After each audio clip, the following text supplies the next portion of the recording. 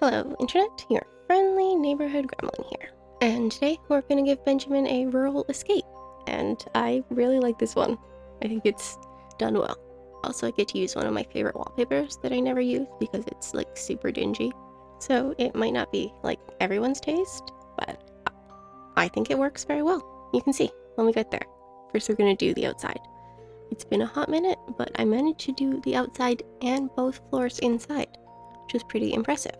Top floor is only a 4x4, but it just felt right for it to be small. I didn't make it small because I didn't want to do a thing. I made it small because it felt appropriate, just like when we did our last, or I guess only other 4x4 build, which was for Punchy, which maybe some of you have seen because that's like the highest viewed video on my channel. And if you haven't seen it, I think you might like to, it's the Cozy Normcore build.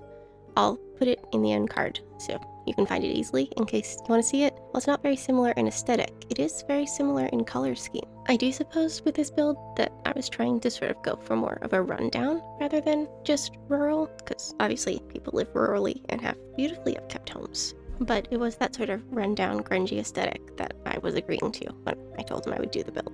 Plus, these are items he asked for in his order, so clearly this is also what he was looking for. Had I been thinking more about it, we could have made this a more horror-themed build, because it does feel kind of like Texas Chainsaw Massacre, Hills Have Eyes kind of aesthetic, but I don't put any chainsaws or anything in here.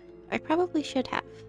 I think the goal is to do like a Halloween, where I do a bunch of Halloween builds. The goal is about sort of 5 Halloween-themed builds, sort of leading up to the days of Halloween, which I think might be nice. I don't know if that's going to happen, so I probably shouldn't be talking about it, but maybe we can hold me accountable, because now that I've said it, I have to do it, right? If you could, maybe down below, leave me some sort of horror aesthetics or horror films you'd like to see me do builds inspired by. That would be helpful.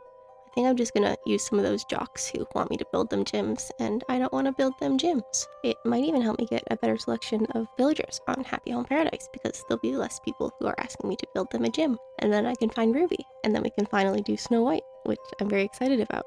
But also, I've decided that it has to be Ruby. Okay, I'm going to shut up now, and we're going to talk about the build. At this point in the build, I've remembered that I've unlocked some of the Halloween items and got really excited about it. To be fair, I think I remembered that when I started doing the pumpkins, which is why he got pumpkins instead of wheat. And then, of course, the scarecrows. Maybe I should have just replaced those scarecrows with the pumpkin ones, but also maybe too many pumpkin ones would be kind of too much. I don't know. Let me know what you think. Also, I keep using orange pumpkins here because I thought what I had laid down were orange pumpkins. Watching it back, apparently they're yellow. I didn't know yellow pumpkins were an option, but we have made our way inside now, and we are 100% going to use that old wallpaper because it brings me a large amount of joy. And I don't get to use it very often, but it perfectly fits this aesthetic that we're going for. I do pull out the bed here for a minute because I totally forget that there is an upstairs. This is maybe an odd layout choice. The television being so close to that wood-burning stove, though, I mean, of course, maybe it's not weird. It just reminds me of my cottage. Obviously not this rundown, but we did have the sort of like old TV next to the wood-burning stove. And of course, when my brain gets the idea of a thing, it just sort of has to stay. We are gonna have to make this build slightly bigger though. I wanted it to be kind of small and squishy, but it just ends up a little bit too squishy. So we end up with a 6x8 rather than the 6x6, which I kind of wanted to keep. And in order for our kitchen to work, we end up having to turn it on its side. I realized just now that he doesn't even have a sink or anything. I didn't really have intentions of adding a fridge because they don't really fit aesthetically. I really wish we had sort of like a vintage icebox kind of thing, but of course we don't. And so he wasn't getting a fridge anyway, but at no point did I make the conscious decision that he wasn't going to have a sink. He also doesn't have a bathroom, so maybe we can retroactively decide that he doesn't have any running water in this tiny, rural, rundown situation that he's in. And while that would be an absolutely miserable existence in real life, this is Animal Crossing, and he's not even going to notice. This back corner ends up being not only his desk, but also kind of like a catch-all where he stores stuff, like cans. I do try to use that retro music player thing for a while. It's just too big and it doesn't fit. And originally told myself I'd put it upstairs, but then upstairs became 4x4, and that just wasn't happening. I am a pretty big fan of that rotary phone. If anyone knows why the other rotary phone that they have is like so tall, is that a thing that happened somewhere at some time? Because it's awful. We mostly just shoved the bottle crates in because I wanted something to put there, and I liked the way they looked.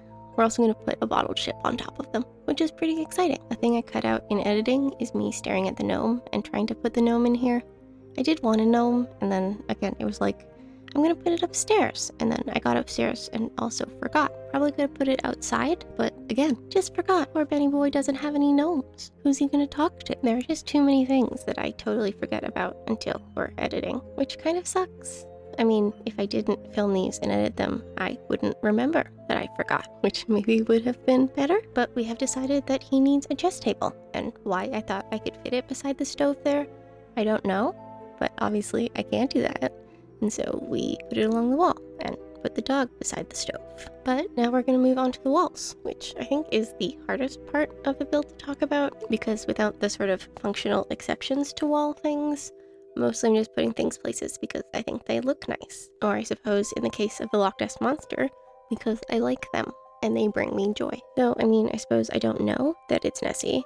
I just use Loch Ness, I think, mostly as like the generic everybody knows lake monster. Not everybody knows who the Ogopogo is, but I do feel like Loch Ness Monster has sort of become like inserted into the cultural zeitgeist and everybody kind of knows what it is. But if any of you know of like a Japanese specific lake monster, one that looks close enough to the one on the sign, I mean, there are obviously things like the Kappa, though they may be more of a river monster than a lake monster.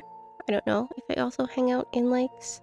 As you can tell, my knowledge of Japanese folklore is not large, but I should probably shut up about lake monsters now. Here we are putting in some lights, and I'm also going to add a bird because I enjoy the bird. So much so that we also put one upstairs, because I can. The last step down here, of course, is rugs, and getting to use the shanty mat was very exciting for me because it rarely fits into any of my builds. But now we're gonna head upstairs so we can get on to the bedroom. We even managed to use a different wallpaper up here. Not sure that we should call that an accomplishment, but it is the kind of thing I've sort of settled into doing as of late, unless of course there's like a specific reason not to, such as Felicity's build. I don't really know why that was a thing that we were talking about. Anyway, we're about to cover this wall in bookshelves, and the final furniture piece we're going to shove in here is just another patchwork chair. We are also going to make the little bedside table crate a more normal color. I don't know why it was I thought I wanted green quite as badly as I did, and I even remembered to put in a cassette player, which is obviously not that cute retro thing I wanted to put in downstairs, but out of all the small music player options, I decided that one was best. And now we're going to shove some stuff on the wall, and I'm going to make some questionable art decisions.